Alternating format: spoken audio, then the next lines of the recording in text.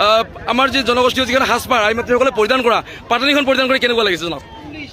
প্ৰথম অনুভৱ প্ৰথমবাৰৰ বাবে পিন্ধিছোঁ, হয় খুব বেছি ভাল এটা অনুভৱ আৰু মই এই অনুভৱটো বুজাব নোৱাৰিম চাগে ভাষাৰে। খুবেই ভাল লাগিছে পিন্ধি আৰু ইয়াৰে যিসকল লোক ইমান বেছি মৰমীয়াল আৰু ইমান সুন্দৰভাৱে মোক মৰমেৰে আঁকোৱালি লৈছে, খুবেই ভাল লাগিছে। আৰু মই ধন্যবাদ জ্ঞাপন কৰিছোঁ অৰবিন্দ দালৈ, কাৰণ মোক ইমান সুন্দৰ এটা অনুষ্ঠানলৈ তেওঁ নিমন্ত্ৰণ জনাইছে আৰু মই তেওঁ নিমন্ত্ৰণ ৰক্ষা কৰি আজি ইয়ালৈ আহিছোঁ।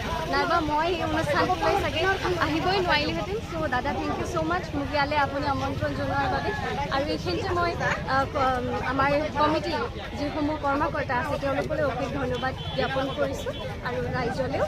আৰু এই শোভাযাত্ৰাত আমি অংশগ্ৰহণ কৰি আছোঁ ইতিমধ্যে পিছফালে।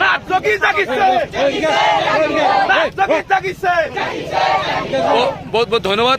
এয়া আছিল মৌচুমী আলিফা ৰেডিঅ' বিনালে অভিনেত্ৰী। একচুৱেলি বহু কথাই পাতিবলগীয়া আছে, যিহেতু জুবিন দাৰ লগত বহুকেইদিন ধৰি তেখেতে অভিনয় কৰিছে।